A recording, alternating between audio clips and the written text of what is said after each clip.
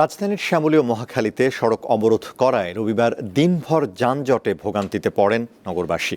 উন্নত চিকিৎসা ও পুনর্বাসনের দাবিতে শ্যামলীতে সড়ক অবরোধ করেন জুলাই আগস্ট গণ অভ্যুত্থানে আহতরা। আর বিশ্ববিদ্যালয় করার দাবিতে মহাখালীতে সড়ক অবরোধ করেন সরকারি তিতুমির কলেজের শিক্ষার্থীরা। রাজধানীর শ্যামলীতে শিশু মেলার সামনে ৪ রাস্তার মোড়ে রবিবার সকাল থেকে অবস্থান নিতে শুরু করেন জুলাই অভ্যুত্থানের সময় আহত শতাধিক মানুষ। শিশু মেলার সামনে অবস্থান করে আন্দোলনকারীরা ব্যারিকেড দেয়।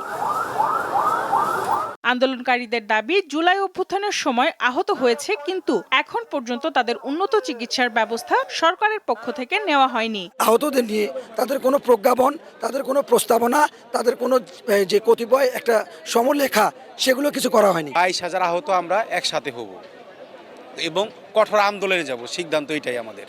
চিকিৎসার পাশাপাশি পুনর্বাসন ও রাষ্ট্রীয় স্বীকৃতি দিয়ে ভাতা দেওয়ার দাবিও তোলেন তারা। যেহেতু আমাদের এই রাষ্ট্র গঠনে অবদান এবং তারা রাষ্ট্রের স্বীকৃতি দিবেন, পুনর্বাসন দিবেন। আমাদের যেই চাওয়া পাওয়া এগুলা যেই পর্যন্ত পূরণ না হবে এই পর্যন্ত রাজপথ কোনো প্রকারে ছাড়া হবে না। এদিকে সড়ক অবরোধের ফলে তীব্র যানজটে স্থবির হয়ে পড়ে রাজধানী ঢাকা। এতে ব্যাপক ভোগান্তি পোহাতে হয় সাধারণ মানুষকে। থেকে ঘুরে আসতেছি, এখন তো খুব কষ্ট। ফ্লামগড় থেকে প্রায় 2 ঘন্টা। এই আসাদ গেটে পরে রাস্তা জ্যাম, পুরা জ্যাম।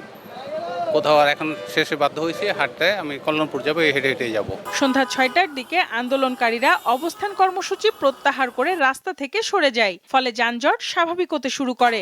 পরবর্তীতে কেউ কেউ জাতীয় চক্ষু বিজ্ঞান ইনস্টিটিউটের সামনে অবস্থান নেয়। অন্যরা দাবি আদায়ে প্রধান উপদেষ্টার বাসভবন যমুনার দিকে যান। সঞ্জিদা প্লাবনী, দীপ্ত সংবাদ, ঢাকা।